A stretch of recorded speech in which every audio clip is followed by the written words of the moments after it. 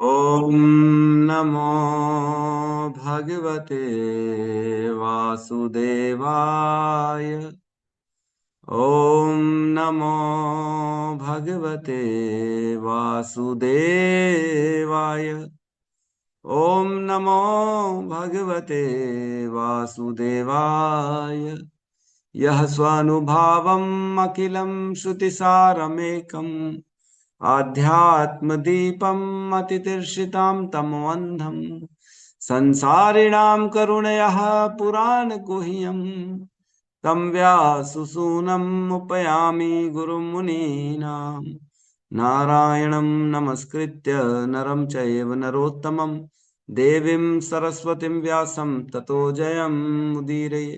श्रवणतां स्वकथा कृष्ण पुण्यश्रवणकीर्तिनः हृदयन्तस्थो हि अभद्राणि विदुनोति सुहृतसताम्। नष्टप्रायेषु भद्रेषु नित्यं भागवत सेवया भगवती उत्तम श्लोके भक्तिर्भवती नैष्टिकी। श्रवणतः श्रद्धया नित्यं गृणतश्च स्वचेष्टितम् कालेन नातिदीर्घेण भगवान् विशते हृदि। कृष्णाय वासुदेवाय देवकी नंदनाय च नंदगोपकुमाराय गोविन्दाय नमो नमः। नमः पंकजनाभाय नमः पंकजमालिने नमः पंकजनेत्राय नमस्ते पंकजांग्रिये।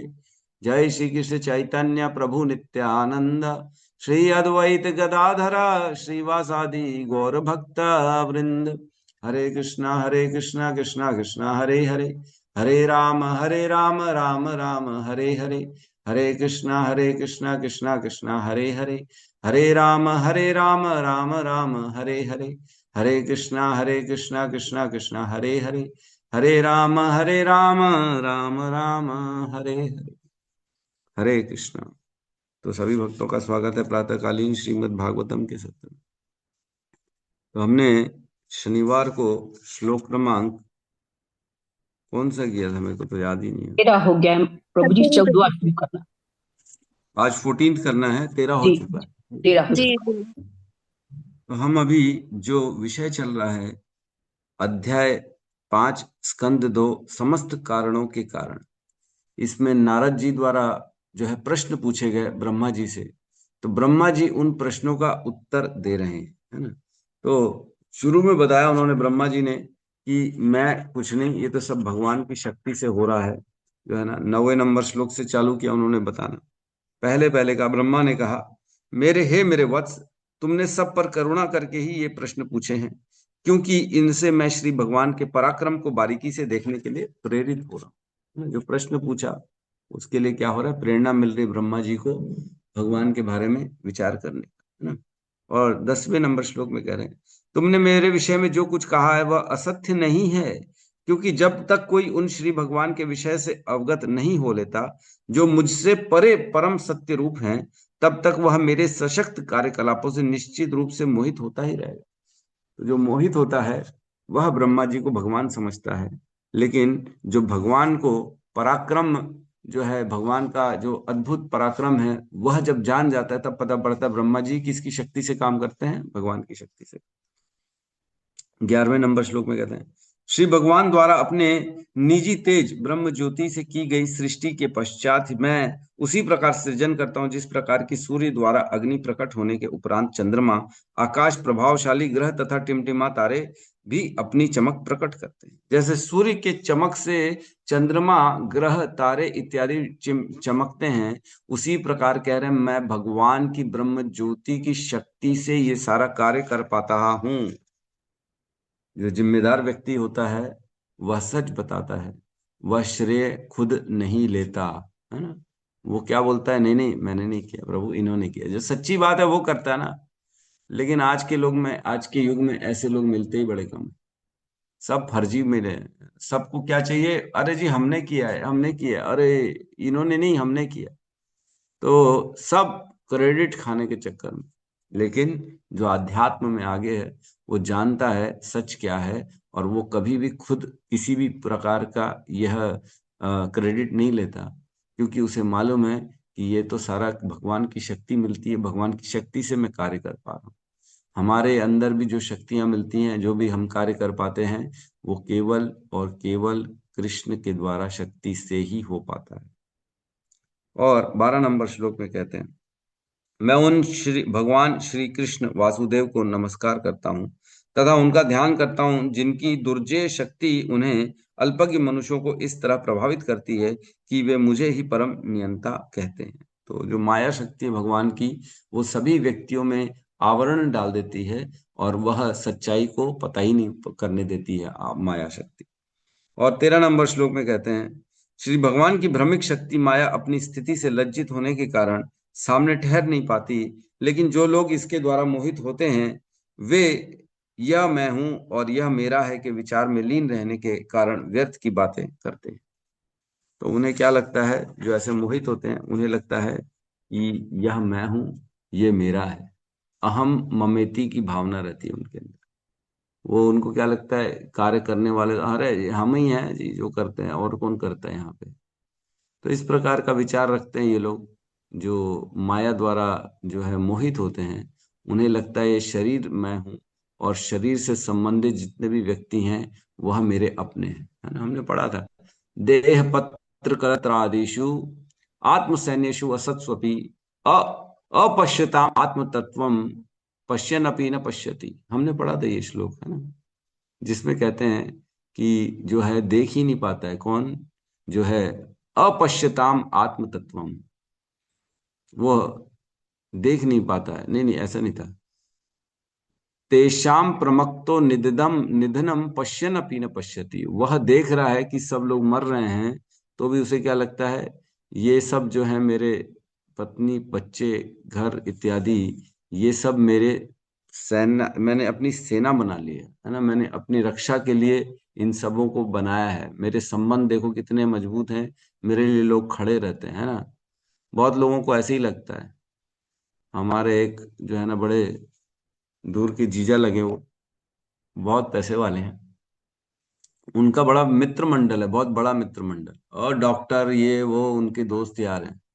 तो उनको यही लगता है कि मेरे सारे जो है ना रक्षक हैं ये लोग ये मेरी रक्षा करते हैं। कोई प्रॉब्लम होती है तो बोले हमारा इतना बड़ा ग्रुप है, हमको कहीं बाहर जाने की जरूरत नहीं, इससे हेल्प मांग लो उससे हेल्प मांग लो, सब हमारी हेल्प करते हैं। तो अच्छी बात है, अभी उनको भ्रम में है कि वो व्यक्ति की हेल्प कर रहे हैं, लेकिन ऐसा कुछ भी नहीं। तो आज हम श्लोक में प्रवेश करेंगे। 14 नंबर श्लोक में क्लियर है, दिख रहा है सबको? जी प्रभु। जी ठीक है। बिल्कुल। साथ में दोहराएंगे। श्लोक क्रमांक 14, अध्याय 5, स्कंद 2 समस्त कारणों के कारण। द्रव्यम कर्म च कालश्च द्रव्यम द्रव्यं कर्म कर्म च च कालश्च स्वभावो जीव एव च स्वभावो जीव एव च वासुदेवत् परो ब्रह्मन् वासुदेवात् ब्रह्मन् न चान्योऽर्थोऽस्ति तत्त्वतः न चान्योऽर्थोऽस्ति तत्त्वतः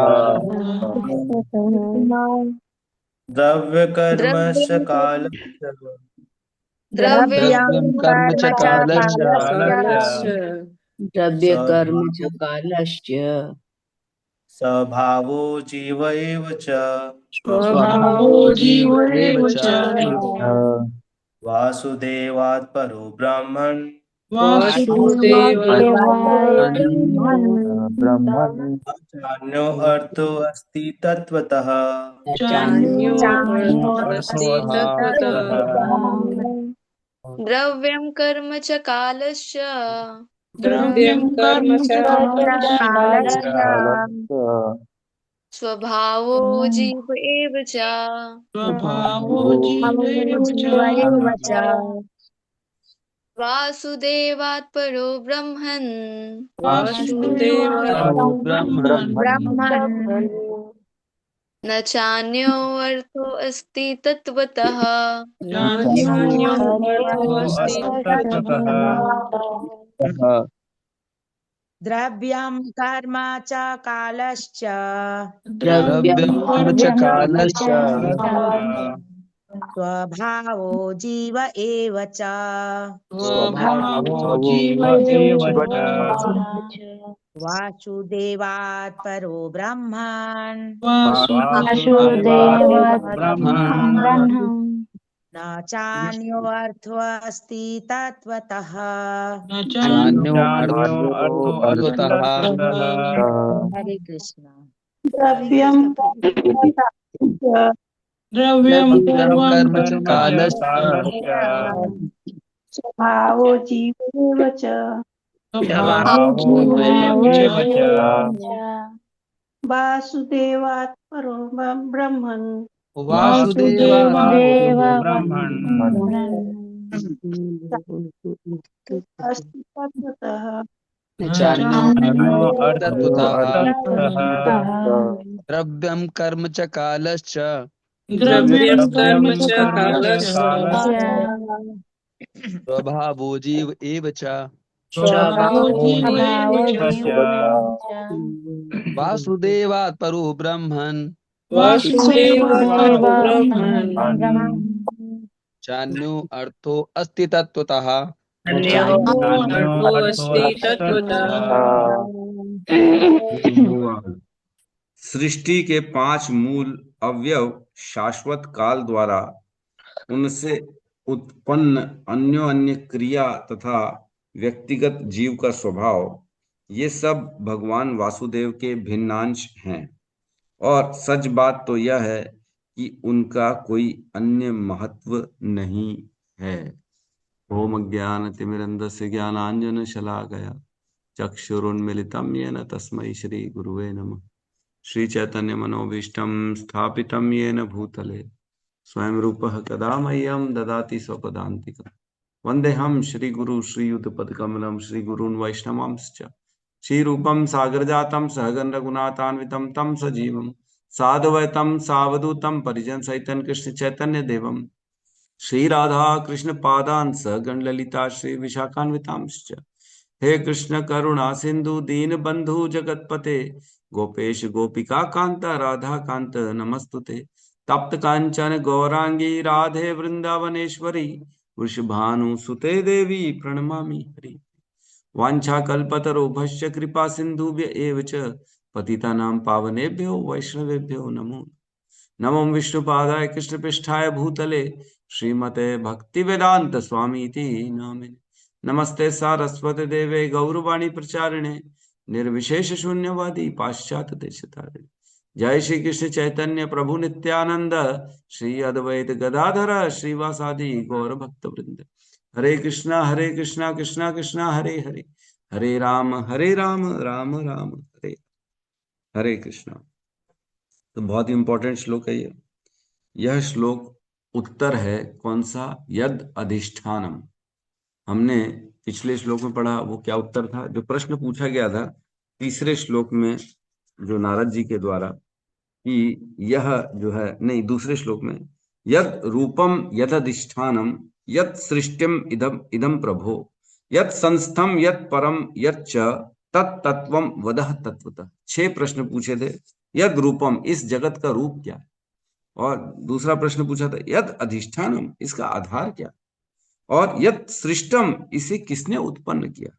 यद संस्थम, ये कहाँ लीन हो जाता है, इसका विनाश कैसे होता है? यद परम, ये किसके अधीन रहता है, कौन इसको कंट्रोल करता है? और यद च, ये किन तत्वों से बना? तो इसके पहले वाला जो हमने अभी श्लोक लिया था 13 नंबर, वह यद रूपम का अर्थ था, वह यद रूपम का आंसर था कि ये जगत का रूप कैसा है। तो यह जगत का रूप क्या है? माया द्वारा आच्छादित है। ये सभी को क्या लगता है? मैं और मेरा, अहम ममेति। ये सबका स्वभाव कैसा हो गया है? मैं और मेरा। अब यहाँ कह रहे हैं यद अधिष्ठानम, यह इसका आधार क्या, इसका बेस क्या है? ये मतलब कैसे तत्व हैं इसमें, इसका आधार क्या, कैसे सब चीजें हो रही, कौन इसको सारी चीजों को मैनेज कर रहा है? तो यद अधिष्ठानम, तो इसका आंसर है यहाँ पे द्रव्यम कर्म च कालश्च स्वभावो जीव एव च, है ना। तो 5 चीजें बताई गई हैं अधिष्ठानम इसमें। द्रव्यम, द्रव्य घटक, इसके इंग्रेडिएंट्स क्या हैं? तो क्या इंग्रेडिएंट्स हैं हमारे इस प्रकृति, इस संसार के? 5 ही तत्व हैं जो सब जानते हैं हम। भूमि, गगन, वायु, भूमि, गगन, वायु, भगवान, अग्नि, नीर और जो है भगवान। ये तो 5 ही हो गए ना, भूमि, गगन, वायु, अग्नि और नीर, मतलब जल। तो ये 5 चीजों से ये पूरा प्रकृति बनती। अव्यय, इसको अव्यय कहते हैं, है ना। जो 5 तत्व हैं ये कौन बनाता है? हमने बताया, पहले ही बताया था, ये भगवान निर्माण करते हैं। और उनके बाद जो है बेसिकली क्या होता है, महाविष्णु लेटे हुए हैं कारण सागर में, और उनके रोमकूपों से अनेक अनेक ब्रह्मांड निकलते हैं। तो ब्रह्मांड जो होता है वो पहले प्रधान होता है, फिर जब प्रधान में जब महाविष्णु अपना दृष्टिपात करते हैं, ग्लैंस करते हैं, वो उसमें प्रधान में जो होते हैं जीव तत्व को ग्लांस से डाला जाता है और काल शक्ति का उसमें प्रवेश कराया जाता है। तो जैसे ही ये दोनों शक्तियां प्रवेश करती हैं प्रधान में, तो वह महतत्व बनता है। जब प्रधान होता है तब 3 गुण जो होते हैं अव्यक्त अवस्था में रहते हैं, साम्य अवस्था में रहते हैं। जैसे ही ग्लांस होता है तब उनके अंदर शोभ उत्पन्न होता है और तीनों गुण जो हैं वो कार्यशील हो जाते हैं। और जब उसमें जीव शक्ति प्रवेश करती है, काल शक्ति प्रवेश करती है, तो महतत्व बनता है। फिर महातत्व जब बनता है तब उसमें स्वयं महाविष्णु अपना एक्सपांशन गर्भोदक्षाई विष्णु के रूप में प्रवेश करते हैं उस ब्रह्मांड में, और उस ब्रह्मांड के गर्भ में जाके लेट जाते हैं। और जब लेटते हैं तब उनके ही पसीने के जल से वो आधा ब्रह्मांड भर जाता है और वहां पे वो शेष नाग पे लेट जाते हैं। और उनके कमल, नाभि कमल से, जो नाभि से एक कमल प्रकट होता है जिसमें ऊपर ब्रह्मा जी आ जाते हैं। ब्रह्मा जी का लोग कमल के ऊपर जो है ना, ब्रह्मा जी को वो प्रकट करते हैं। सबसे पहला जीव कौन प्रकट किया भगवान ने? ब्रह्मा जी को। तो ब्रह्मा जी घबरा जाते, बोले अरे मेरा उत्पत्ति कैसे हुई, किसने की, कुछ दिखता नहीं, उनको कुछ समझ में नहीं आया। तो भगवान की तपस्या करते, हमने पढ़ा कि भगवान की वो 1000 दिव्य वर्षों तक तपस्या करते हैं, तब भगवान उनको जो है ज्ञान देते हैं।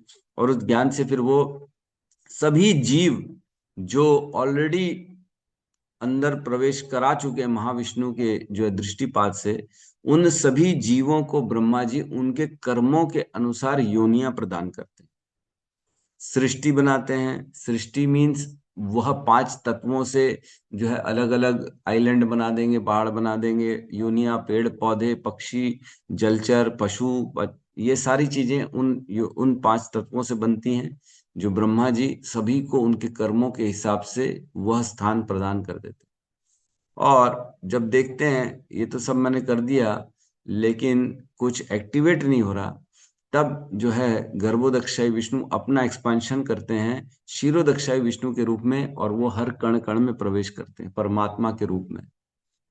तब यह सृष्टि फिर कार्यशील हो जाती है ना। तो 5 तत्व जो द्रव्य हैं, इंग्रेडिएंट्स, इंग्रेडिएंट्स के बिना सब्जी नहीं बनती, है ना। सब्जी हो, खिचड़ी हो, उसमें सब सामान चाहिए कि नहीं? चावल भी चाहिए, दाल भी चाहिए, नमक भी चाहिए, छोंक भी मारना है, गैस भी चाहिए। गैस दिखेगा नहीं, खिचड़ी आपके पास ला देंगे ना, अरे बोले कैसे बनी है, ये तो गैस से बनी है। अरे कुछ भी बात करते, तो चावल से बनी प्रभु। तो क्या चावल बिना अग्नि के पक जाएंगे? बिना अग्नि के तो पॉसिबल ही नहीं है पकना। अग्नि भी एक इंग्रेडिएंट है, यद्यपि दिखता नहीं है, लेकिन अग्नि के बिना, तेल के बिना ये सब चीजें दिखने नहीं वाली है। शक्कर, नमक, नमक दिखता नहीं है लेकिन है। उसी प्रकार ये 5 तत्व दिखते नहीं है, लेकिन यद्यपि हर चीज इन्हीं 5 तत्वों से बनी। हर चीज, आपका शरीर, मेरा शरीर, यह मोबाइल हो चाहे यह घर हो, चाहे कुछ भी वस्तु क्यों ना हो, ये 5 तत्व से ही बना है और कुछ नहीं। सोने, गोल्ड, इतना रेट बढ़ गया है गोल्ड के प्रति लोग इतना ज्यादा अटैचमेंट हो जाता है, इतना महंगा हो गया सोना, इतना महंगा। लेकिन गोल्ड भी क्या है, ये 5 तत्वों से ही तो बना। और क्या है गोल्ड में? कुछ नहीं। आपको मैं बता दूं, सुमेरु पर्वत जो है वह पूरा का पूरा जो है गोल्ड का बना हुआ है ना। तो इस ब्रह्मांड में ना गोल्ड बहुत है, केवल पृथ्वी में कम है, लेकिन बाहर बहुत गोल्ड है। इसका जो है वैल्यू नहीं है बाहर। है ना। रेट भी डाल दिए प्रभु ने। ठीक है। कहने का अर्थ है सोना हो, चांदी हो, पत्थर हो, ये सब पांच तत्वों से बना। राका और बाका जी की कथा आपने सुनी होगी, राका और बाका जी। तो वो जा रहे थे, बड़े भक्त थे। पति कौन था पत्नी कौन थी मेरे को नहीं मालूम, राका पति था कि बाका पति पति था, तो जो भी था। पति आगे जाता है, उसको नीचे इस जमीन में ना सोना दिखता है। तो बोलता है अरे मैं ढक देता हूँ, कहीं मेरी पत्नी की नजर चली गई सोने में तो कहीं उसकी भक्ति कम ना हो जाए। वो सोने के प्रति उसका जो है स्वाभाविक आकर्षण होता है, माताओं को सोना चाहिए, ज्वेलरी चाहिए। तो वो ढक देता मिट्टी से। तो बोले अरे क्या कर रहे हो? तो बोले नहीं नहीं कुछ नहीं। तो बोले दिखाओ दिखाओ क्या कर रहे हो? अरे ये क्या कर रहे हो तुम, पत्थर को पत्थर से ढक रहे हो। बोले पत्थर को पत्थर से मतलब? बोले ये तो सोना है। अरे तो बोले तुम्हारी नजर में सोना होगा, ये तो पत्थर है। बोले पांच तत्व से तो पूरा संसार बना है। पत्थर से पत्थर ढक रहे हो, उसमें क्या तुम इतना दिमाग लगा रहे हो? समय क्यों नष्ट कर रहे हो? भगवान का भक्ति करो, नाम जप करो। तो उनको शर्म आ गई कि देखो, मैंने कम से कम सोने को सोने के रूप में देखा तो सही, लेकिन मेरी पत्नी की स्थिति इतनी उत्कृष्ट, इतनी श्रेष्ठ है कि वो तो सभी में पांच तत्व देख रही। किसी में ऐसा नहीं कि ये गोल्ड है, ये सिल्वर है, ये ज्वेलरी है, ये नहीं, सब समान है। भगवान की सृष्टि पांच तत्वों से बनी, हमारे तुम्हारे सबको एक ही चीज। तो द्रव्यम, ये पांच चीजें की चरण चर्चा चल रही है। ये यद अधिष्ठानम, ये इसका अधिष्ठाता क्या है? तो यहाँ कह रहे हैं घटक, इंग्रेडिएंट्स पांच हैं। और क्या कह रहे हैं? कर्म, दूसरा इंग्रेडिएंट क्या है? कर्म। तो कर्म जो है वो हर व्यक्ति कर रहा है। सारे कर्म, सारे जीव जो है कर्म ही कर, तीन प्रकार के कर्म करते हैं। नित्य कर्म, नैमित्तिक कर्म और काम्य कर्म, है ना। हर व्यक्ति ये तीन कर्म कर रहा है। नित्य कर्म, रोज का जो कर्म करना है उसको नित्य कर्म करते हैं। रोज उठना है, रोज माला जप करनी है ना। रोज जो है ऑफिस जाना है, रोज जो है नहाना है, रोज। कई लोगों को तो नहाने में भी प्रॉब्लम होती है। अरे प्रभु रोज नहाएंगे? अरे भैया हाँ, रोज नहाना पड़ेगा। है ना। तो नहाना रोज है। खाना, जिस प्रकार खाना रोज जरूरी है, उसी प्रकार नहाना भी रोज जरूरी है। तो खैर ठीक है, जॉब करते हैं कई लोग, रोज जॉब करते हैं। तो ये जो सारे दिन भर के जो शेड्यूल रोज वाले होते हैं उसको नित्य कर्म कहते हैं। जो कर्तव्य होते हैं पति के प्रति, घर परिवार के प्रति, समाज के प्रति, नित्य कर्म होते हैं। और होते हैं नैमित्तिक कर्म, जो कभी कभी करने वाले ड्यूटीज हैं। साल में दिवाली मनाई, श्राद्ध मनाया, है ना।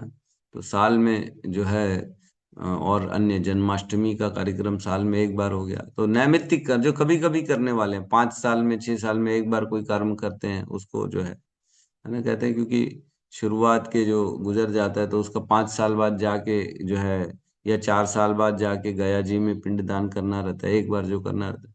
तो इस प्रकार के जो कार्य होते हैं जो कभी कभी करने वाले रहते हैं उसको नैमित्तिक कर्म कहते हैं। ये भी जरूरी होते हैं करना।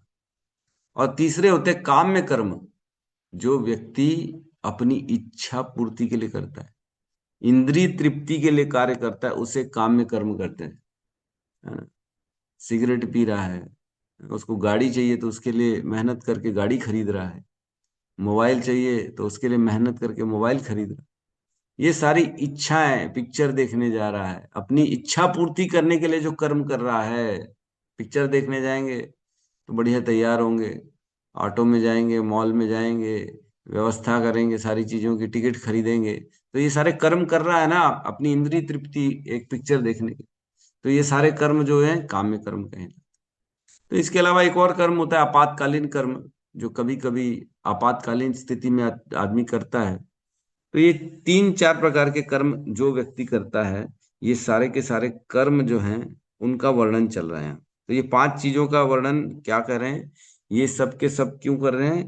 क्योंकि ये भगवान की कृपा से हो, है ना। भगवान इससे अलग नहीं है। 5 चीजें, द्रव्यम, कर्म च, कालश्च, स्वभावो जीव एव च। ये 5 चीजों का कारण कौन है? तो द्रव्य हमने पढ़ा। कर्म, कर्म का हिसाब किताब होता है, हम सब जानते हैं। अवश्य में भोक्तव्यम कृतम कर्म शुभाशुभम, न श्रियते भुक्ते कर्म कल्प कोटि शतैरपि। 1 करोड़ कल्प बीतने के बाद भी कर्म खड़ा रहता है। आज पूर्व जन्मों का कर्म हर व्यक्ति भोग रहा है कि नहीं भोग। कुछ आदमी बचपन से पैदा हुए हैं बेचारे, वो बड़े दरिद्र हैं, वो उनको या तो शारीरिक प्रॉब्लम है। क्यों प्रॉब्लम है? बोले प्रभु क्योंकि पिछले जीवन में इन्होंने कर्म किया था। तो वो तो पिछले जीवन में किया था, इस जीवन में क्यों मिल रहा है? क्या बात हो गई, इस जीवन में क्यों दे रहे हैं? क्योंकि कर्म का हिसाब करने वाला कोई एक व्यक्ति है, वह उन कर्मों का हिसाब करवा रहा है हमसे। हम जो भी कर्म कर रहे हैं, आज अगर हम किसी गरीब को पैसा दे रहे हैं तो वह पैसा हमें बढ़ के मिलता है। यद्यपि कर्म तो खुद जड़ है, जड़ वस्तु कैसे, किसी का चेतन तो है नहीं जो वो खुद जाके व्यवस्था कर ले कि ठीक है मेरे को इसको दोबारा बढ़ के मिलना। नहीं, दे दिया पैसा, खत्म हो गया पैसा, वो गरीब को दिया, खिला दिया खाना, बात खत्म हो गई। लेकिन वह खाना कैसे हमारे को घूम फिर के मिलता है? तो इसके पीछे एक चेतन है जो भगवान है, वो जो सभी कर्मों का हिसाब किताब लिखते हैं। वह उन कर्मों को अगले जीवन में या उनके अगले जीवन में या आने वाले अनेक योनियों के बाद वो हमको भोगने के लिए कर्म खड़ा रहता है। ये व्यवस्था कौन करते हैं? ये भगवान। हाँ। काल कर्म गुणाधीनो देहो अयम पंच भौतिकम कथम अन्यस्तु गोपायत सर्पग्रस्तो यथा परम। काल कर्म गुणाधीनो, काल और कर्म और गुण इनके अधीन है जीव। देहो अयम पंच भौतिकम, और ये जो देह है ये 5 भौतिक तत्वों का बना है। तो जब हम खुद प्रकृति के ऊपर डिपेंड करते हैं, 5 तत्वों, जो हमारा शरीर है हमारे ऊपर काम, हमारे कंट्रोल में थोड़ी, हमारे हिसाब से थोड़ी चलता है। किसी को बीमारियां हो रही हैं, किसी को थायराइड हो रहा है, किसी को शुगर हो रहा है ना, किसी को अपच हो रहा है, किसी को जो है और कोई बीमारियां हो रही हैं। तो अगर हमारा शरीर हमारे कंट्रोल में होता तो हम बीमार होने देते क्या इसको? नहीं होने देते। क्यों होने देंगे भाई बीमार? हमको नहीं चाहिए बीमारी, लेकिन हमारा शरीर हमारे कंट्रोल में नहीं है ना। तो ये काल कर्म गुणाधीनो, अधीन है हमारा शरीर। किसके किसके? काल कर्म और गुणों के अधीन है। और किसके अधीन है? देहो एवं पंच भौतिकम। ये तो बना ही 5 तत्वों से है, तो उनके तत्वों के अधीन तो रहेगा ही रहेगा। कथम अन्यस्तु गोपाय, तो फिर तुम किस बात की इतनी अपने आप में तुम अभिमान करते हो? तुम तो खुद सर्प के मुंह में फंसे हुए हो। जब तुम्हारा शरीर तुम्हारे पास नहीं है, तुम्हारा शरीर तुम्हारे कंट्रोल में नहीं है, तुम कर्मों के अधीन हो, तुम काल के अधीन हो, तुम गुणों के अधीन हो, तो तुम दूसरों की रक्षा क्या कर सकते हो? नहीं कर सकते, हम कुछ नहीं कर सकते। तो यही कह रहे हैं, जो कर्म है, कर्म का विधान भगवान देते हैं। कर्म स्वतः खुद कुछ नहीं कर सकता, लेकिन कर्म करवाने के पीछे, भुगवाने के पीछे एक व्यक्ति है जो भगवान है, जो कर्म का लॉ बनाते हैं। लॉ ऑफ कर्मा, कर्म का एक विधान है। किसने बनाया? जैसे देश का विधान तो देश के नेता बना सकते हैं, लेकिन क्या कर्मों का विधान नेता बना सकता है?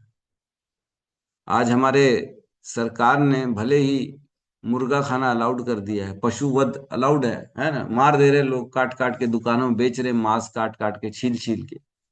तो ये सरकार ने नियम बना दिया, ठीक है, कोई अपराध नहीं है भाई, आप पशु का वध करो, मांस बनाओ और खाओ। तो ये तो लॉ ऑफ कंट्री हो गया हमारा, लेकिन जो लॉ ऑफ कर्मा है वो तो काम करेगा ही ना करेगा। कंट्री भले उसको पाप नहीं मान रही है, लेकिन भगवान की नजर में पाप है। भगवान उसका अवश्य जो है हमें रिजल्ट देंगे ही। तो कर्म किसके अधीन है? भगवान। और क्या करें? काल। तो काल का प्रभाव हर जीव के अंदर आता है। काल का ऐसा प्रभाव आता है कि हमारा शरीर बदलता जाता है। बचपन का शरीर गायब हो गया है, जवानी का शरीर गायब हो गया, धीरे धीरे बुढ़ापा का शरीर भी गायब हो जाएगा, फिर उसके बाद नया शरीर आ जाएगा। तो ये काल का जो चक्र है, ये सबके जीवन में आता है और सबको प्रभावित करता है। काल से कोई नहीं बच सकता। काल, भगवान कहते हैं मैं ही भगवान काल, है ना। कहते हैं ना, प्रतिक्रिया न यस्य कुतश्चित करहिचित प्रभु स एष भगवान कालः सर्वेषां न समागतः। जो काल है वो कौन है? भगवान ही है, और उसकी प्रतिक्रिया कोई नहीं कर सकता। काल को कोई रोक सकता है? नहीं रोक सकता। अरे नहीं, मेरे को बूढ़ा नहीं होना। काल को बोलो ना, जाओ आप अपना दूसरे के पास जाओ, प्रभु हमारे पास मत आना। तो ऐसा होगा? नहीं नहीं, बूढ़ा तो होना ही पड़ेगा।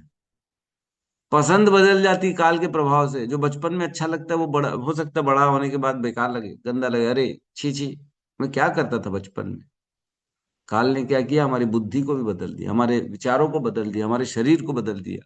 हमारी सारी चीजों को काल बदल देता है धीरे धीरे धीरे। घाव लगते हैं तो कुछ टाइम बाद घाव भर जाता है। कैसे होता है? काल से होता है। तो काल, समय जो होता है वही कर्मों को वापस हमारे जीवन में लाता है। जो एक कर्म किया गया था, वह काल के जो है शक्ति से वही कर्म दोबारा हमारे शरीर में हमारे ऊपर असर देने आ जाता है ना। सर्वत्र कालेन गंभीर रहनसा, है ना। क्या है? तस्य एव हेतो प्रयतेत को विदो न लभते यद ब्रह्मदाम उपरिदः यल लभते ब्रह्म वदन्यतः सुखम कालेन सर्वत्र गंभीर रहनसा। तो जो इंटेलिजेंट व्यक्ति होता है, तस्य एव हेतु प्रयतेत कोविद, जो इंटेलिजेंट होता है वह ऐसे प्रयासों में लगता है जो पूरे ब्रह्मांड में बड़ी मुश्किल से उपलब्धि है, जो मुश्किल से मिलता है, ऐसे कार्यों में वो अपने प्रयासों को लगाता है। और वो कार्य क्या है? भगवान की भक्ति, जो पूरे ब्रह्मांड में बड़ी दुर्लभ है ना। वो सुखों के पीछे नहीं दौड़ता। क्यों? क्योंकि यल लभते दुख वदन्यता सुखम, जैसे सुख मिला जीवन में वैसे, जैसे दुख मिला जीवन में वैसे सुख भी आ जाएगा। दुख के लिए हमने प्रयास नहीं किए लेकिन दुख आ गया, तो सुख भी वैसे ही बिना प्रयास किए आ जाएगा। कैसे आ जाएगा? काले ने सर्वत्र कबीर रहनसा। काल बैठा है ना, सर्वत्र कबीर रहन, सभी के पास काल है, सर्वत्र है। ऐसी कोई जगह नहीं है जहां काल नहीं है। कालेन सर्वत्र गंभीर रहनसा, काल की शक्ति से हर जगह पहुंच जाता है कर्म का विधान, सुख और दुख आ जाता है। तभी तो युधिष्ठिर को भीष्म पितामह कहते हैं, सर्वम कालम कृतम मन्ये, मैं ये मानता हूं कि तुम्हारे को जो है दुख मिला है वो काल के कारण है। सर्वम कालम कृतम मन्ये भवताम चयत अप्रियम, जो तुम्हारे साथ अप्रिय घटनाएं हुई हैं हे युधिष्ठिर, मुझे लगता है ये काल ने किया है। तो इस प्रकार काल बड़ा हमारे जीवन में जो है प्रकोप डालता रहता है, डालता है। लेकिन कैसे डालता है? भगवान की शक्ति से डालता है। और क्या कह रहे हैं? चौथा, स्वभावो, हर व्यक्ति का एक विशेष स्वभाव है ना। किसी को, मैं गया था अभी हम पखानजूर, तो छोटा सा बच्चा है, वो बहुत सुंदर मृदंग बजा रहा है, बहुत सुंदर करताल बजा रहा है। उसके जैसा कोई बजाने वाला ही नहीं वहां पे, मृदंग और करताल पूरे। मैंने जो देखा हमारे सेंटर में, छोटा सा बच्चा है, 7 साल का होगा, 6-7 साल का होगा। तो स्वभाववत जो है बचपन से उसे ये टैलेंट आ गया। कैसे आ गया?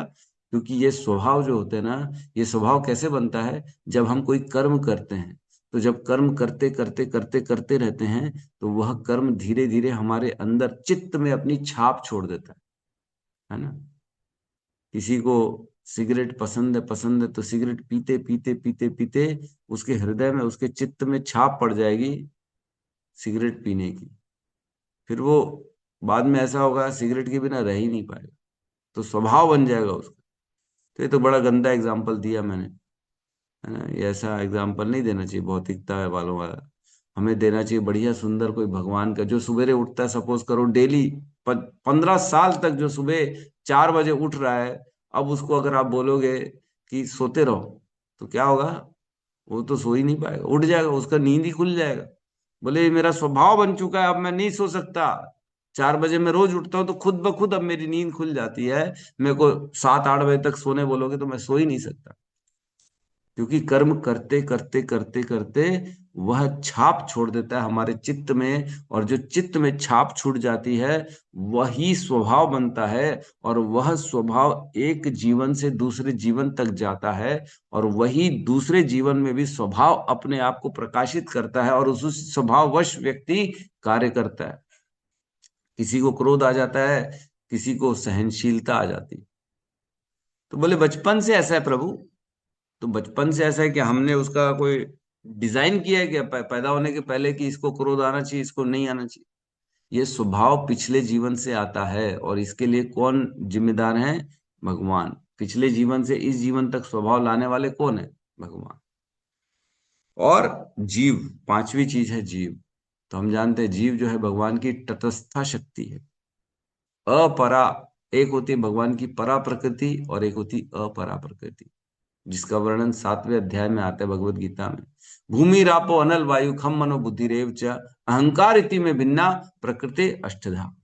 तो भगवान की अपरा प्रकृति होती है ये 8 चीजों की, और एक परा प्रकृति होती, श्रेष्ठ प्रकृति जो जीव आत्माओं से भरी रहती, जिसे जीव कहते हैं। तो हम सब जीव जो है, हम भगवान की शक्ति हैं, भगवान के अधीन है, भगवान के अंश है। ममेव अंश जीव लोक जीव भूत सनातन। तो ये 5 चीजें जो है ना, एव च द्रव्यम कर्म च कालश्च स्वभाव जीव एव च, यह भी पहली लाइन का वर्णन हुआ है। नेक्स्ट लाइन में कहते हैं वासुदेवत परो ब्रह्मन। तो ये जो है भगवान वासुदेव है, वह परे हैं, इन सब से परे हैं। लेकिन न च अन्यो अर्थो अस्ति तत्व था, लेकिन इनका अस्तित्व भगवान के बिना कुछ भी नहीं है। इनका भगवान से अलग कोई अर्थ नहीं है। वासुदेवत परो, है ना। तो यहाँ ब्रह्मा जी कह रहे, हे मेरे पुत्र नारद, ब्रह्मन हे नारद, वासुदेव परो, ये जो वासुदेव है ना, ये बड़े परे, ये महान है, ये भगवान है। यद्यपि ये इनसे अभिन्न है, अलग रहते हैं लेकिन अभिन्न है, भिन्न है और अभिन्न भी है भगवान। दूर रहते हैं इनसे, लेकिन भगवान के कारण ही ये सब कुछ है। और अगर भगवान नहीं है तो इन सब का अस्तित्व भी नहीं है। क्या जीव का अस्तित्व है भगवान के बिना? क्या कर्म का अस्तित्व है? कर्म का रिजल्ट देने वाले तो भगवान ही है ना। भगवान ने विधान बनाया कर्मों का, तभी तो हमें जो है कर्म के अनुसार सुख और दुख मिलता है। कोई बोल सकता है क्या मैंने कर्म नहीं किया लेकिन मुझे फिर भी सुख मिल रहा है? कोई ऐसा हो सकता है क्या किसी ने पाप नहीं किया उसके जीवन में तो भी दुख आ रहा? भौतिक जितने भी होते व्यक्ति जो बद्ध जीव अवस्था होते हैं, उनके जीवन में सारा का सारा खेल जो होता है ना, कर्मों के कारण ही। और ये कर्मों का विधान बनाने वाले भगवान। काल भी हम जानते भगवान की शक्ति है। जब दृष्टिपात करते काल की शक्ति, तभी जो है ये प्रकृति चलायमान होती है। बिना काल के हम सब रह ही नहीं सकते। और स्वभाव भी जो है हमारा, भगवान के बिना तो है ही नहीं। भगवान ही तो एक स्वभाव को दूसरे जीवन में लेके जाते, वो उन्हीं के द्वारा ये सारा कार्य हो रहा है। तो कह रहा है च न अन्य अर्थो अस्ति तत्वतः, इन तत्वों का भगवान के बिना कोई अस्तित्व नहीं है। जैसे हम बोले बिना चावल के खिचड़ी कैसी लगेगी?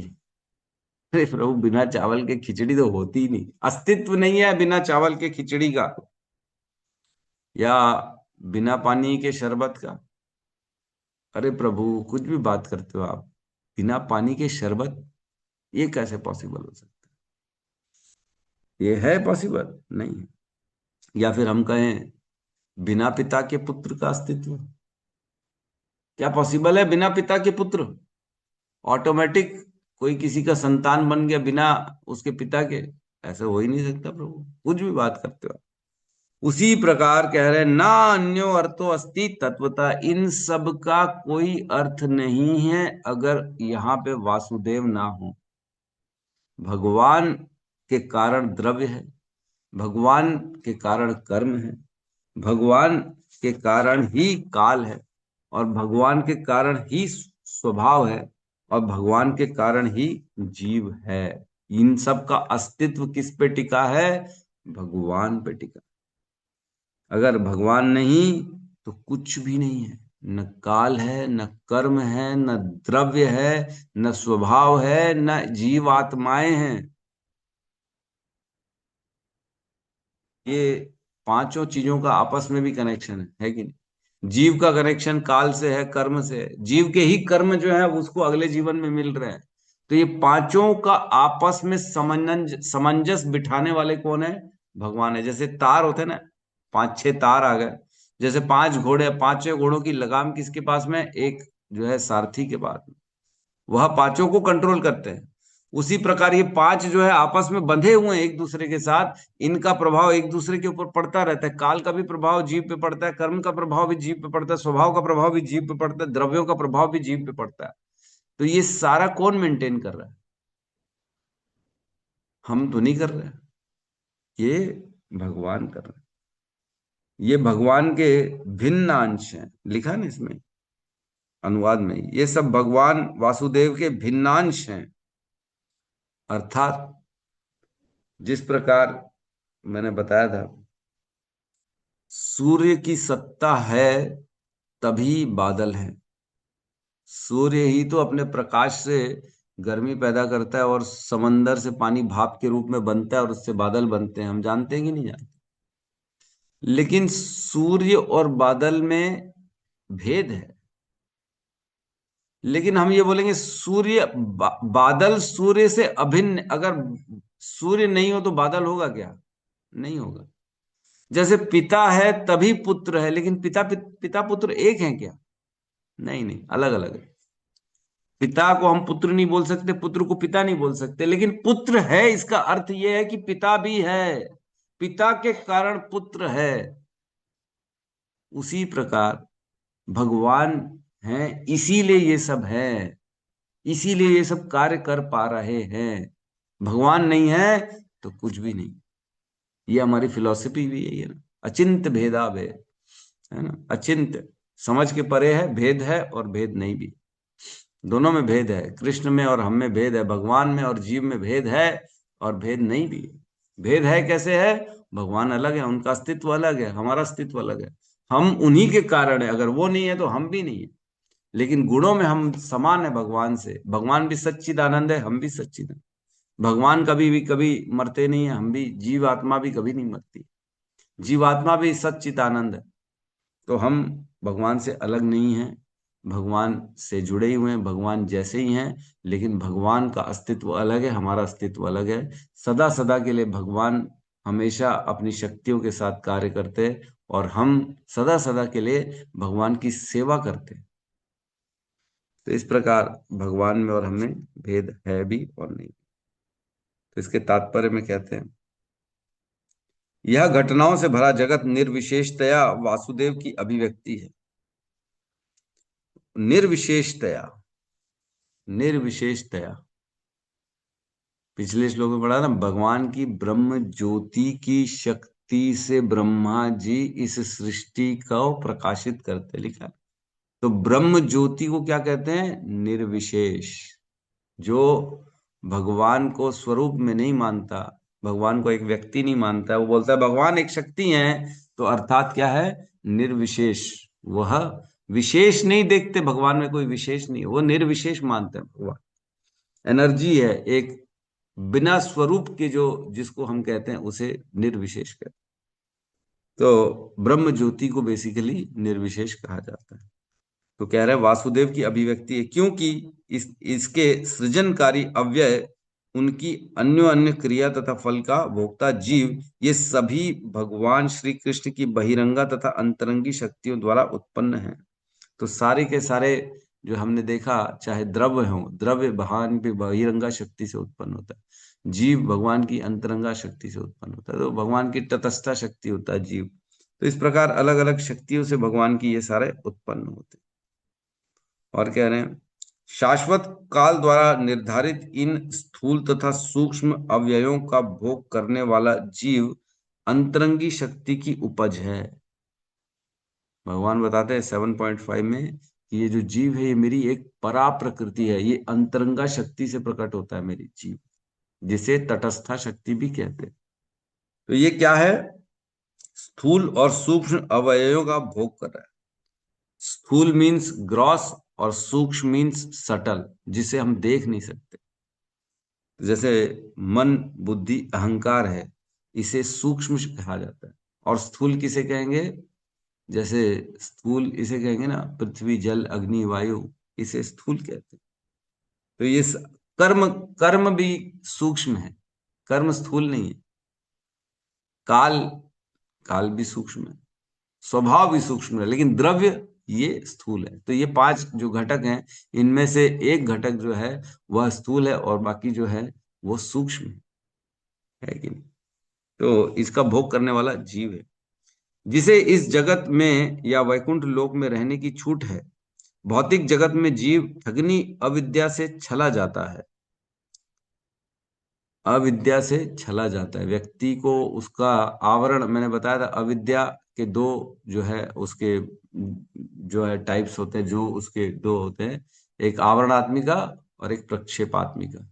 तो इसके कारण हमें हमारी आइडेंटिटी भुला दी जाती है और हमें गलत आइडेंटिटी से हमारी पहचान कराई जाती है, जिसके कारण हम इस संसार में अपने सुख के लिए, भोग के लिए खोजते रहते हैं, मेहनत करते रहते हैं। तो छला जाता है, क्योंकि हमको पता ही नहीं हम कौन है, इसलिए हम जो नहीं पता है उसके लिए प्रयास कर रहे हैं।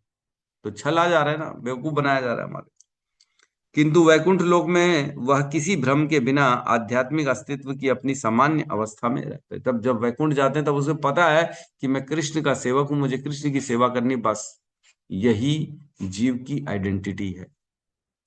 जो ये जान गया अपने बारे में, जीवेरे स्वरूप है कृष्णेर नित्य दास, हमारा स्वरूप ही है, हम कृष्ण के नित्य दास हैं। जो ये बान जाला है वह अपने स्वभाव में स्थित है, बेसिकली वही उसका स्वरूप है। वो छला नहीं है, वो डुप्लीकेट नहीं है, वो ओरिजिनल आइडेंटिटी है। तो इस प्रकार कह रहे हैं कि ये 5 जो हैं, ये पांचों के पांचों अव्यय भगवान के बिना अर्थहीन है, और यही अधिष्ठाता है इस जगत के। जगत को अधिष्ठाता, अधिष्ठानम। अधिष्ठानम को इंग्लिश में क्या कहते हैं, कोई बता सकता है? 2.5.2 वाला श्लोक निकालो, उसमें यद अधिष्ठानम में इंग्लिश में क्या लिखा है?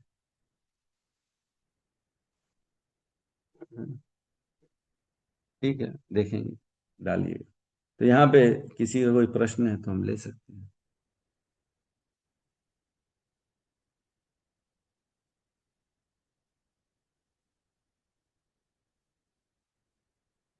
किसी का कोई प्रश्न है? नहीं। भिन्न है और अभिन्न है ना, समझ में आ रहा है?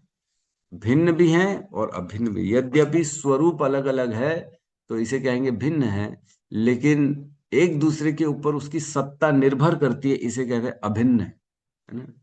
जैसे हमने बताया, खिचड़ी की सत्ता निर्भर करती है कि चावल पे, यद्यपि चावल और खिचड़ी का स्वरूप अलग अलग है, एकदम अलग अलग है। खिचड़ी देखेंगे तो चावल उसमें पूरा मिला लपेटा, उसमें सब्जी भी है, सब मिक्स है, लेकिन चावल अलग है।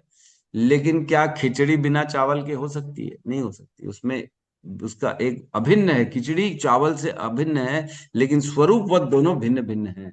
तो इसी प्रकार कहते हैं भिन्न भी है और अभिन्न भी है।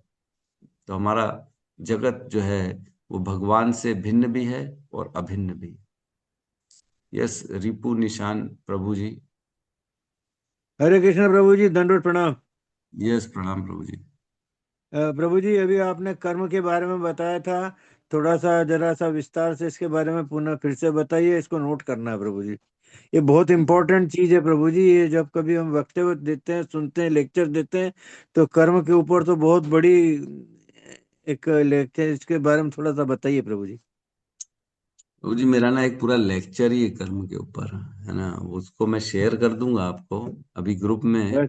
आप लॉ ऑफ कर्मा, ये मेरा लेक्चर का हेडिंग है, लॉ ऑफ कर्मा। कैसे कर्म काम करता है, कैसे गुणों के द्वारा प्रभाव डालता है कर्म हमारे जीवन में, और कैसे हर कर्म, किया गया कर्म व्यर्थ नहीं होता, वो दोबारा कभी न कभी वापस घूम फिर के हमारे पास आता ही है। भले हम किसी और शरीर में क्यों न रहें, जीवात्मा जहां पे भी जाएगी, जिस भी शरीर में जाएगी, वह कर्म उसका पीछा करते करते करते करते एक दिन फलीभूत हो जाता है। तो लॉ ऑफ कर्मा बहुत गहरा विषय है, जो कि इसके बहुत सारे, मतलब एक क्या, उसमें तो इतना बोला जा सकता है जिसका कोई कहीं स्टॉप ही नहीं होंगे, इतना बोला जा सकता है। तो लेकिन फिर क्या भी आप शेयर करेंगे प्रभु जी? हाँ, मैं ग्रुप में भी शेयर कर दूंगा। हाँ, तो मेरी जिज्ञासा सही है प्रभु जी, बहुत इसके ऊपर मैं काफी दिनों से सोच रहा था, आज शायद मौका मिल गया है मुझे। मेरा कोशिश रहेगा कि मैं कर्मों पे ना एक गहरी गहरी क्लास दूंगा, कभी भविष्य में मौका मिला तो। 2-3 क्लास जिसमें लगातार चलेंगी, एक दिन में तो नहीं हो पाएगा। कम से कम अच्छे से 4-5 दिन बोलेंगे, तब कर्मों की व्याख्या हो पाएगी, क्योंकि इतना कर्मों के बारे में बोला है। भगवत गीता में भी बोला गया भगवान के द्वारा, भागवतम में भी बोला। कर्म योग के नाम से ही शुरू के तो 6 चैप्टर कर्म योग है बेसिकली। 3 जो है चैप्टर भगवत गीता के, वो कर्म योग ही तो है, और क्या है। कितना बोला जा सकता है उसमें। भगवान ने कर्म कैसे करना है बताया है। कर्म ऐसे करना है कि ये सोच के करो कि तुम करने वाले नहीं हो। अकर्म करो, अकर्म, अकर्म, विकर्म और सकर्म, 3 प्रकार के कर्म बताए। तो इसमें प्रभु बहुत गहरा विषय है, क्या क्या बताएं आपको थोड़ी सी देर में। ठीक है प्रभु जी। बस वो वही जो आप कह रहे हो ना, बहुत विस्तार से, उसी चीज की तलाश मुझे बहुत टाइम से थी प्रभु जी। मेरी मतलब मैं जब जब पढ़ता हूँ ना कर्म, मेरी तो लेक्चर की प्रिपरेशन भी हो के रखी हुई है, लेकिन मौका नहीं मिला कभी बोलने का मेरे को कर्म के बारे में। लेकिन मैं बोलूंगा भविष्य में, कभी मौका मिलेगा तो अच्छे से बोलूंगा, बड़ी विस्तार से हाँ, बोलूंगा। इसको जरूर टच करें प्रभु जी, और जल्दी करें तो अच्छा है। ठीक भूख प्रभु जी लग रही है प्रभु जी, बाद में रिपीट जल्दी हो मिल जाए। जाए तो अच्छा है। हरे कृष्ण प्रभु जी, अभी अरे अभी से करना शुरू कर दो, बाद में रिपीट हो जाएगा। भागवतम थोड़ा पीछे कर दो जैसे। हाँ देखो प्रभु जी, सारे सारे डिवोटीज का सपोर्ट कर रहे हैं प्रभु जी। हाँ, ठीक है, तो हम एक काम करेंगे, नेक्स्ट वीक जो है कर्म पे मैं क्लास ले लूंगा। मैं थोड़ा सा और डिटेल में इसको रिवाइज कर लूं अपनी प्रिपरेशन को। तो मैं अगले हफ्ते में 2 या 3 दिन की क्लासेस कर्म पे ले लूं, ऐसा करें। हरि बोल प्रभु जी, हरि बोल। धन्यवाद प्रभु जी। हरे कृष्ण। प्रभु जी डरते तो हैं, लेकिन और अच्छे से जान जाएंगे। थोड़ा बहुत ज्यादा डरेंगे कर्म करते हुए, कुछ नहीं नहीं, डरना क्या है भाई, आदमी क्या सीखेगा, कर्म गलत चीजें नहीं होंगी, जाने बस यही है। जाने अनजाने बहुत कुछ हो जाता है प्रभु जी, कहाँ कंट्रोल कर पाते हैं। हाँ ठीक है। हरे यस कृष्ण। उर्वेश्वरी माता जी। प्रभु जी, एक तो ये बताइए कि प्रधान से महत्व तो कैसे भी, थोड़ा सा। और दूसरी चर्चा आपने बताया कि स्वभाव भगवान बनाते हैं, कर्म भी। नहीं पर नहीं इसमें, नहीं, जी, स्वभाव भगवान नहीं बनाते, मैंने ये नहीं बोला। अच्छा, मतलब हमारी स्वभाव, समझ में जैसा आया, मेरे गलत समझ में आया तो उसको हाँ स्वभाव कर्म एक बार और बताइए। कर्म की प्रभु जी भी चर्चा हाँ, कर रहे हैं कि मतलब ठीक ठीक इसमें ठीक। जीव का भी कोई रोल रहता है कि अगले जन्म में बस जाएगा। स्वभाव जी का तो जीव का ही तो रोल है स्वभाव बनाने में।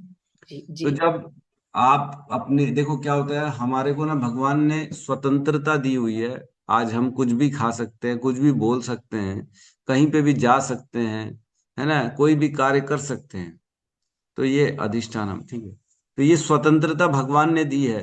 तो इस स्वतंत्रता का उपयोग करते हुए हम जो भी कार्य करते हैं, सपोज करो आपको कुछ खट्टा या कुछ चटपटा खाने का अच्छा लगता है, तो धीरे धीरे धीरे धीरे आप उसको खाते खाते खाते क्या करें, आपका स्वभाव बन जाएगा। वह कर्म करते, जैसे जैसे हम वह रोज कर्म करेंगे, रोज कर्म करेंगे, तो धीरे धीरे क्या होगा, हमारे चित्त, चित्त मैंने बताया था, चित्त का अर्थ क्या होता है, किसी को याद है? चित्त का अर्थ होता है जो हमारा डाटाबेस होता है, मन को क्या अच्छा लग रहा है, मन को क्या खराब लग रहा है, ये स्टोर कहाँ होता है, इसमें चित्त में स्टोर होता है ना, हमें क्या अच्छा लग रहा है, क्या बुरा लग रहा है। तो वह चीज जो है ना चित्त में जाके छप जाती है, जैसे प्रिंट हो जाता है, या जैसे फाइल्स में जो है फोटोग्राफ स्टोर हो जाती है, वैसे ही हमारे चित्त में जाके हमारे को जो अच्छा लग रहा है और वो बुरा लग रहा है, वो चिपक जाता है वहां जाके, और वह स्वभाव बन जाता है। उसको स्वभाव कहते हैं। जैसे कोई फोटोग्राफ है ना, फोटोग्राफ में हम ऐसे हाथ ऊपर कर दिए, तो जब जब वो फोटोग्राफ निकालेंगे हाथ ऊपर ही दिखेगा हमारा, ऐसा नहीं कि नीचे हो गया, वो ऊपर ही रहेगा। क्यों? क्योंकि उस समय हमने वैसी स्थिति में थे। उसी प्रकार हम जैसे जैसे जो जो कार्य करते हैं, वह हमारे अंदर हृदय में जो चित्त होता है, वहां पे उसका अच्छा और बुरे का छाप पड़ते जाता पड़ते जाता पड़ते जाता पड़ते जाता है हर कार्य का।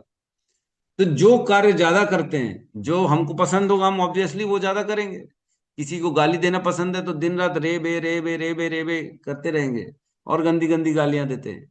तो वो छाप पढ़ते पढ़ते पढ़ते पढ़ते ऐसा हो जाएगा कि वो इतना उसका यूज टू हो जाएगा, स्वभाव बन जाएगा कि वो बिना सोचे समझे भी वो कार्य करने लगेगा। तो ये स्वभाववश उसको खुद ब खुद व स्वतः उसे वो कार्य पसंद आने लग जाता। तो ये जो स्वभाव बन जाता है, ये एक शरीर से दूसरे शरीर तक जाता है, सूक्ष्म सूक्ष्म शरीर के साथ। जो हमारा मन बुद्धि अहंकार होता है, इसमें चित्त भी रहता है। चित्त का स्वभाव जो होता है पूर्व शरीर से लेके इस शरीर तक आता है। इस शरीर में भी जब बच्चा छोटा सा रहता है तो बचपन से उसके अंदर जो है ना वो पूर्व जन्मों के स्वभाव खुद ब खुद स्वतः ऊपर आ जाते हैं। तोड़ू फोड़ू बच्चे कई बार देखे होंगे आपने, ऐसे बच्चे जो हर चीज तोड़ देते हैं। अरे उसको दिए नहीं, तोड़ दिया, अरे क्या किया भाई, उसका स्वभाव ही ऐसा है, क्या करे, बचपन से ही तोड़ देता है। कोई बच्चे ऐसे होते बचपन से संभाल के रखते हैं, एक चीज दे दो तो उसको जीवन भर संभाल के रखते। तो ये स्वभाव कैसे बना? ये पूर्व जन्मों के कर्मों के अनुसार स्वभाव बना है। और पूर्व जन्म का स्वभाव इस जन्म में क्यों आ गया? तो भगवान की कृपा से ये होता है सर। स्वभाव जो होता है ये भगवान एक शरीर से दूसरे शरीर तक ले जाने का कार्य करते हैं। तो ये स्वभाव भी अगर है तो भगवान के कारण है, अदरवाइज इसका कोई अस्तित्व नहीं है। मतलब आत्मा के साथ मन जाता है अगले जन्म। हाँ, आत्मा के साथ मन बुद्धि और अहंकार, इसको सूक्ष्म शरीर कहते हैं। आत्मा हो गई और इसके ऊपर मन है और बुद्धि है और अहंकार है। ये चारों आत्मा को ये तीनों लपेटे रहते हैं, ऐसा मान के चलो। मन बुद्धि अहंकार। और ये आत्मा जब निकलती है एक शरीर से तो मन उसको छोड़ता नहीं है, मन भी निकलता है, बुद्धि भी निकलती है, अहंकार भी निकलता है। तो जैसे निकलते तो ये चारों एक साथ निकलते हैं। और दूसरे शरीर में चले जाएंगे तो चारों एक साथ चले जाएंगे, मन भी चला जाएगा, बुद्धि भी, अहंकार जो पिछले जीवन में था। लेकिन जो मन बुद्धि अहंकार है उसको जो है, क्योंकि काल की शक्ति है, काल उसमें काफी सारी चीजें भुला देती है। काल का काम यह है इसको इरेज करने का, भूल इरेज कर दे। तो काफी सारी चीजें हम याददाश्त हमारी खत्म हो जाती, पूर्व जन्म में हम क्या थे क्या नहीं थे। लेकिन जो चित्त के अंदर स्वभाव एक के बाद एक जो हमने संस्कार पढ़े पढ़े पढ़े पढ़े उसका निशान बने हुए ना, वो निशान एज इट इज अगले जीवन में जाते हैं। तो वह स्वभाव जैसा व्यक्ति का पूर्व जन्म में होता है वो अगले जीवन में भी वही स्वभाव को लेके उत्पन्न होता है। और इसीलिए हमें भगवान की ओर ले जाना चाहिए ताकि जन्म मृत्यु से ताकि हमारा चित्त, हाँ, स्वभाव हमारा ऐसे ही बना रहे भगवान के प्रति। तो अगले जीवन में भी हम जाएंगे तो भगवान के प्रति ऑटोमेटिकली हमारी रति बन जाएगी। जैसे मैंने बताया, अभी पखानजोर में छोटा सा बच्चा है 6-7 साल का, इतना सुंदर मृदंग बजा रहा है, इतना सुंदर करताल बजा रहा है। कैसे बजा रहा है? कौन सिखा रहा है? स्वतः सीख गया है, वो खुद ब खुद सीख गया है। मैं नहीं सीख पाया इतना अच्छा जितना अच्छा वो बजा रहा है। कैसा है ये स्वभाव? उसका पूर्व जन्मों से उसको प्राप्त हुआ है, जो ऑटोमेटिकली इस जन्म में हमने उसको केवल करताल दी तो बजाना चालू कर दिया जोरदार। कैसे सीखा? खुद ब खुद सीख गया। और स्वभाव वैसा वातावरण भी मिलना चाहिए ना प्रभु जी, वैसा वातावरण भी मिलना चाहिए। हाँ, वो तो देखो ऐसा है कि भगवान कर्मों के अनुसार व्यक्ति को ऐसा वातावरण देते हैं। जैसे हमने कुछ लोग पहले भी पढ़ा था, देवता लोग भी कृपा करते हैं तो वो भक्तों का संग प्रदान कर देते हैं उसको।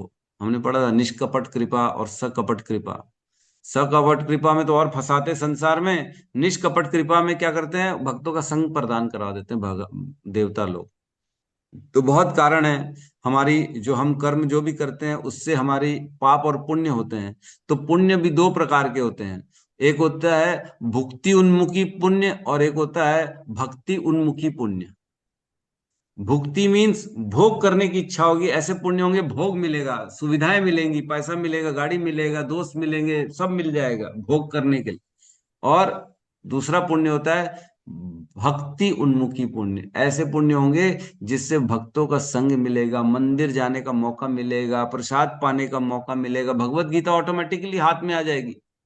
जैसे कल हम भगवत गीता रोड में खड़े खड़े सबको दे रहे थे, रोक रोक के दे रहे थे गाड़ी, लो लो लो भगवत गीता ले लो ले लो ले लो ले लो। अब किसी ने ले ही ली तो उसको क्यों ले पाया वो? क्योंकि उसके पूर्व जन्म में भक्ति उन्मुखी पुण्य थे, स्वीकृतियां थी उसकी कि तेरे जीवन में भगवत गीता आएगी, एक न एक दिन आएगी। तो क्या हुआ, भक्त लोग खड़े होके रोडों में जबरदस्ती उसको भगवत गीता दे दी, पकड़ो भैया पकड़ो पकड़ो। तो वो ले गया, क्यों? क्योंकि अब जीवन में उसके भक्ति आने का मार्ग खुला हुआ है, स्वीकृतियां उसकी भक्ति की है। इस प्रकार बहुत गहरे विषय हैं ये सारे के सारे। प्रभु जी दूसरा प्रधान से आप थोड़ा सा और बता दीजिए, थोड़ा सा। और आज तो रहने दो, मेरा एक वीडियो है, मैं खोज के भेजता हूँ उसको, जी प्रधान और बिल्कुल बिल्कुल बिल्कुल। जी जी प्रभु, धन्यवाद प्रभु जी। यस अनिल प्रभु कही। हरे कृष्ण प्रभु जी, दंडवत प्रणाम, सभी भक्तों को प्रणाम। प्रभु जैसे कि आपने जब एक्सप्लेन कर रहे थे तो एक आपने सेंटेंस यूज किया कि जो मनुष्य है जैसे कि 1 करोड़ जन्म लेता है, या फिर एक जितने बार भी उसका जन्म होगा, या फिर उन्होंने पिछले जन्म में जो भी कर्म किए होंगे अच्छा या बुरा, तो कभी न कभी उसको भोगना पड़ेगा, करेक्ट। और एक हमने एक सेंटेंस पढ़ा है, मतलब भगवत गीता के 8वें चैप्टर में, यम यम वापि स्मरण भावम त्यजेते कलेवरम। तो एक तो ये हो गया। दूसरा ये है, अगर कोई मनुष्य भक्ति कर रहा है, या फिर पिछले जन्म में भक्ति किया है, या फिर अभी करेंट में भक्ति कर रहे हैं, तो अगर वो पिछले जन्म में अगर वो खराब कर्म किया होगा तो भी उसको वो भोगना पड़ेगा क्या, कि भक्ति के प्रभाव से वो समूल नाश हो जाएगा? मैं समझ नहीं पा रहा हूँ प्रभु थोड़ा। हाँ, बहुत सुंदर प्रश्न है प्रभु का। तो इसका जो है ना बड़ा टिपिकल आंसर है, इतना इजी आंसर नहीं है। तो जो प्रारब्ध होते हैं, एक्चुअल में प्रारब्ध कटते हैं भक्ति से, हम जानते हैं भक्ति करने से सारे प्रारब्ध कट जाते हैं। लेकिन हम देखते भक्ति करते तो भी लोग जो है वो दुखी रहते हैं, उनके जीवन में क्यों दुख आता है ना, अभी अभी हमने चर्चा करी। तो प्रारब्ध जो होते हैं ना, 4 प्रकार के प्रारब्ध बताए गए हैं हमारे जो है ना, इसमें जो शास्त्रों में। मंद प्रारब्ध, तीव्र प्रारब्ध और तीव्रतम प्रारब्ध, है ना। आप लोग बोले अरे बाप रे प्रभु क्या क्या बताते हो, हमको कुछ समझ में नहीं आता, इतना कौन पढ़ाता है। तो पढ़ेंगे तो समझ में आएगा, है ना। हम पढ़ते हैं ना, क्या कहते हैं, अप्रारब्ध कर्म फलम फलम पापम कूटम बीजम फलेन मुकम कर्मणेव ही प्रलियंतेर आत्म विष्णुर भक्ति आत्मनः। जो भगवान की भक्ति करता है उसके क्रम से सारे प्रारब्ध कटना चालू हो जाते, क्रम से। क्योंकि भगवान के नाम में तो पूरी शक्ति है, लेकिन हमारी जो होती है भावना है वह इतनी शुद्ध नहीं है कि हम जो नाम ले वो शुद्ध नाम ले। तो हम शुद्ध नाम ले नहीं पाते, इसलिए हम भगवान का नाम आभास करते हैं। नाम के भी 3 लेवल होते हैं, एक नाम अपराध होता है, एक नाम आभास होता है, और एक होता है शुद्ध नाम। तो एक शुद्ध नाम लेंगे तो सारे प्रारब्ध कट जाएंगे, एक शुद्ध नाम। लेकिन हम ले ही नहीं पाते क्योंकि हमारे अंदर इतने गंदगी भरी पड़ी हुई है। तो हमारा नाम जब जो शुरू होता है वो जो है नाम अपराध से शुरू होता है। नाम तो लेते हैं लेकिन अपराध करते हैं बहुत सारे, इसलिए नाम इतना फलीभूत नहीं होता। फिर जब हम नाम आभास तक पहुंचते हैं तब हमारे नाम का बड़े असर आना चालू होता है हमारे जीवन में। तो क्या असर आते हैं वो बता रहा हूं। मंद प्रारब्ध, तीव्र प्रारब्ध और तीव्रतम प्रारब्ध। तो मंद प्रारब्ध जो है वो तो भगवान के नाम जब से ही कट जाते सारे के सारे। मंद मीन्स बड़े प्रारब्ध जो है, छोटे छोटे प्रारब्ध हैं, ऐसे ही वाले हैं, कोई काम के नहीं है। वो सब प्रारब्ध तो केवल भगवान के नाम से कट जाते हैं। और तीव्र प्रारब्ध जो होते हैं, जो थोड़े से जटिल टाइप के प्रारब्ध, जो हमने बड़े गहन, जैसे किसी का मर्डर कर दिया हो, या किसी के प्रति बहुत गंदा हमने षड्यंत्र रचा हो, या किसी महिला के साथ किसी ने रेप कर दिया, इस तरह के जो गंदे, जो बड़े जघन्य अपराध होते हैं, या कोई बड़ा ऐसा कोई भी होता है। तो तीव्र प्रारब्ध ये कैसे कटेंगे? जब ये किसी हम सच्चे संत, किसी बड़े साधु वैष्णव का संग करते हैं तब ये कट पाते हैं, नहीं तो ऐसे नहीं कट पाते। ये नाम जप से यद्यपि सब कुछ कट जाता है, तो जो छोटे मोटे प्रारब्ध तो नाम जप से कट ही जाते हैं, लेकिन तीव्र प्रारब्ध जो होते हैं वो किसी महान वैष्णव का संग, उनका दिन रात उनके साथ उठना बैठना करेंगे, उनसे ज्ञान लेंगे, उनके साथ बैठ के संकीर्तन करेंगे, उनके साथ बैठ के प्रसाद पाएंगे, उनकी सेवा करेंगे, उनके चरणों की सेवा करेंगे, तब जाके ऐसे तीव्र प्रारब्ध कट सकते हैं।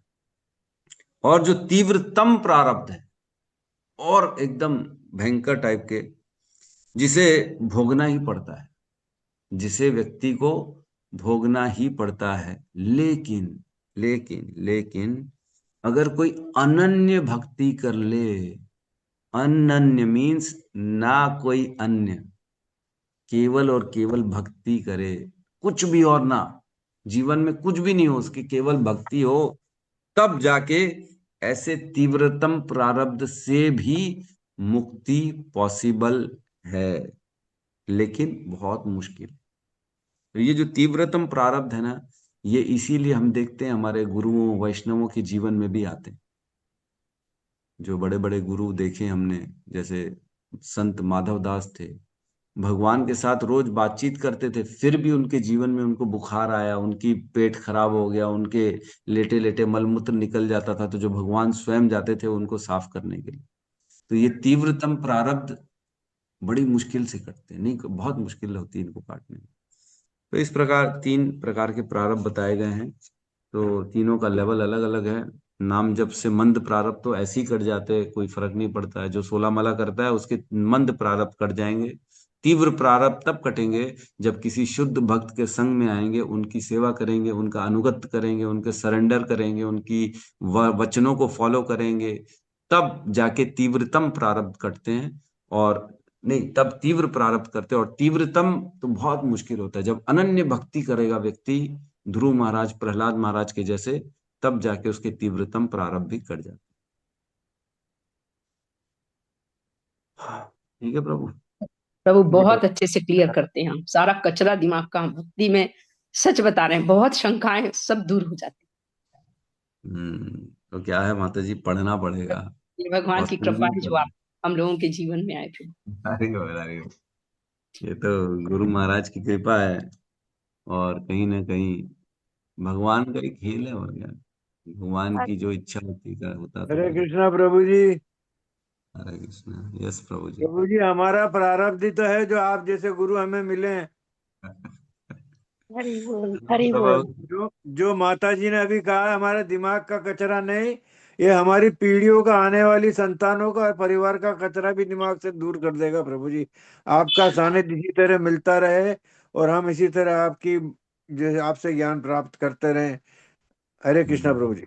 हरे कृष्णा। बहुत बहुत धन्यवाद प्रभु जी, आप लोगों की महानता है जो मुझे इस लायक समझ रहे हैं।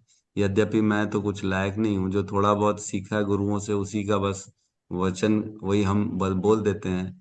ये तो है तो सब प्रभुपाद का दिया हुआ ज्ञान, जो उसको हम दोबारा, बस ये है कि ऐसी जगह बोलना और ऐसे शब्दों से बोलना कि सबको आसानी से समझ में आ जाए, बस यही है और कुछ नहीं। बोलना तो वही है जो प्रभुपाद लिख के गए हैं, बस ये है कि सही समय और सही वचनों के साथ बोलें, ताकि सुनने वाले के हृदय में वो ज्ञान प्रकाशित हो जाए। बस यही एक उनकी कृपा है, गुरु की, जो चल रहा है हमारे साथ में, और तो कोई विशेष गुण नहीं है। तो कहीं ना कहीं गुरुओं की कृपा है, आशीर्वाद है जो हो पा रहा है। और बहुत बहुत धन्यवाद जो आप मुझे ऐसा मानते हैं। तो सदा सदा बने रहें, लगे रहें, जुड़े रहें, लोगों को और जोड़ें, यही प्रयास सबको करना चाहिए अपने अपने लेवल पे। ठीक है। हरे कृष्ण प्रभु जी, दंडवत प्रणाम। तनुज प्रभु जी जुड़े हुए हैं प्रभु जी आज। हरि बोल। अनुज प्रभु जी, हरे कृष्णा, सुन पा रहे हैं?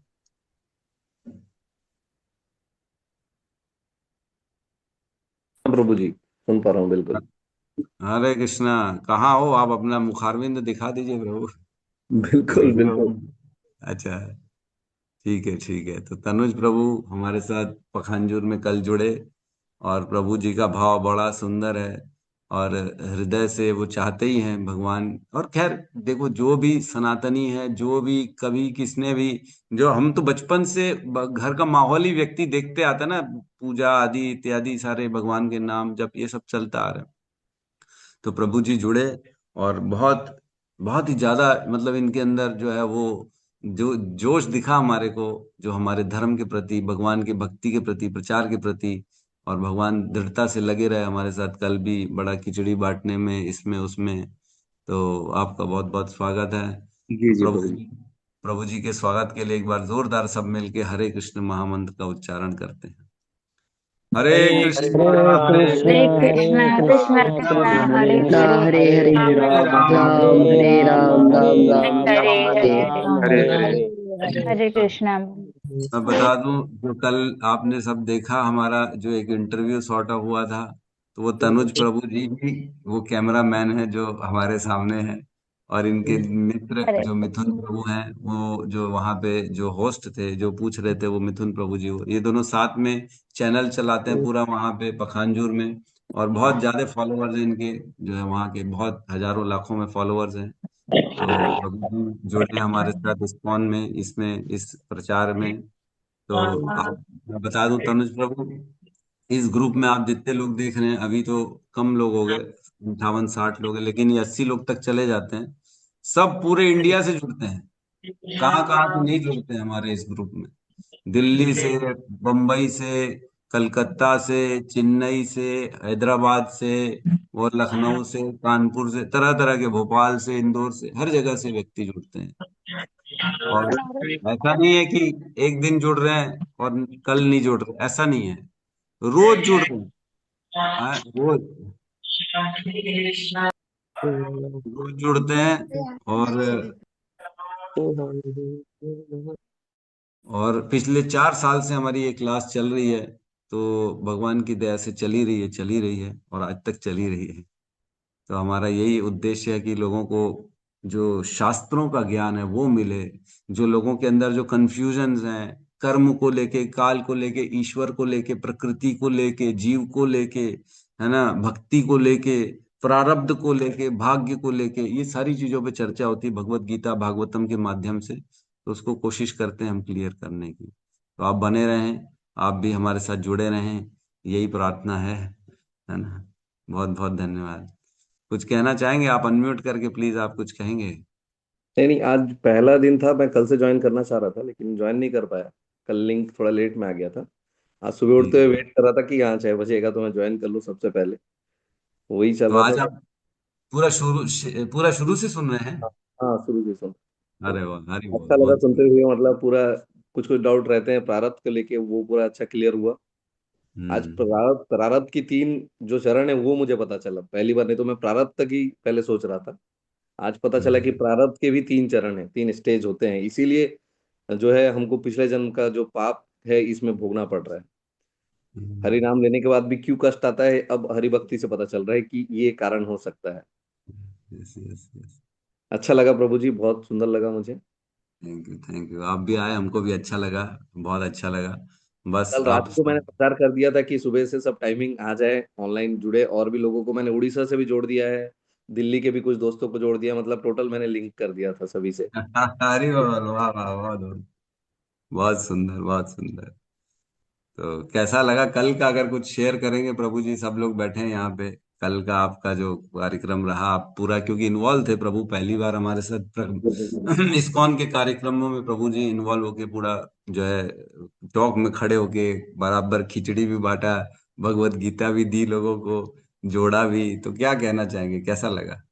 कल का जो आनंद था वो ऐसा लगा प्रभु ने खुद मतलब मौका दिया है कि आज कर ले, और मतलब एकदम दिल से बहुत खुशी हो रही थी। और कल का एक जो माहौल बना है, मैं वही चाह रहा हूँ कि ये हर रोज ऐसा एक माहौल मैं पखानजूर में ऐसा क्रिएट कर सकूं। मैं रोज सुबह उठ के वही चाहूंगा कि अब वैसा एक, मैं हर लोगों से जब बात करूं तो इस विषय पे बात करूं ज्यादा, ताकि लोग इससे जुड़े और संस्था के बारे में जाने और प्रभु के बारे में जाने कि प्रभु चाहते क्या है, प्रभु ने मानव जीवन दिया क्यों है।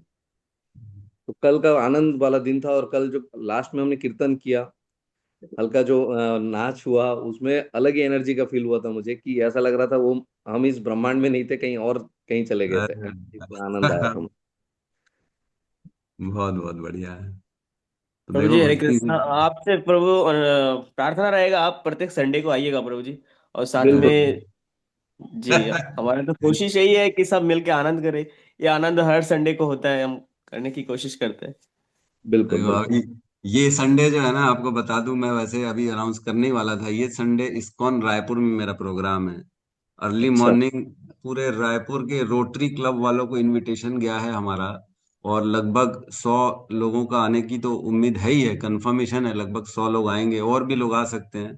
तो संडे को लेक्चर है मेरा इस्कॉन रायपुर मंदिर में, सुबह का पूरा कार्यक्रम है, कीर्तन होगा, लेक्चर होगा, डांस होगा, फोटोग्राफी होगी, फिर प्रसाद तो होता ही है कंप्लीट, पूरा 11 बजे प्रसादम मिलता है हमारे यहाँ, कंप्लीट मील्स।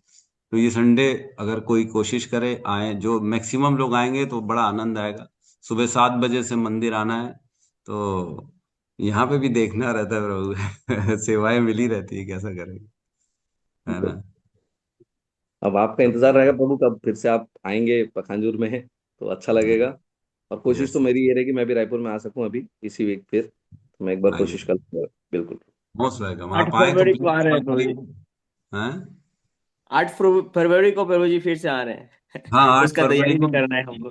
महाराज जी आएंगे। मैं कंफर्म कर दूंगा आप लोगों को, अगर कुछ 19-20 हुआ, लेकिन अभी तक तो यही फिक्स है कि 8 तारीख महाराज जी आएंगे, तो उसकी हम बातें करेंगे, व्यवस्था कर लेंगे उसकी। ठीक है। ठीक है, तो हम सबका यहाँ पे अब क्लोज करते, सब मिलके हरे कृष्ण महामंत्र का उच्चारण करते हैं, है ना? हरे कृष्णा हरे हरे कृष्णा हरे हरे कृष्णा कृष्णा कृष्णा कृष्ण हरे कृष्ण कृष्णा हरे हरे हरे राम हरे हरे राम राम हरे राम राम राम राम राम हरे हरे हरे हरे। हरे कृष्ण ग्रंथराज श्रीमद् भागवतम की जय, जय जय समस्त भक्त वृंद की जय, जय जय जगत गुरु शील प्रभुपाद की जय, जय जय जय गौर प्रेमानंदे, हरि हरि हरि बोल। हरि हरि बोल। हरि बोल। दंडवत प्रभु जी, दंडवत प्रणाम। हरे सभी कृष्ण वैष्णवों को प्रभु दंडवत जी प्रणाम। दंडवत प्रणाम। कृष्ण प्रभु जी, दंडवत प्रणाम। हरे कृष्ण हरे प्रभु जी, दंडवत प्रणाम। हरे कृष्ण।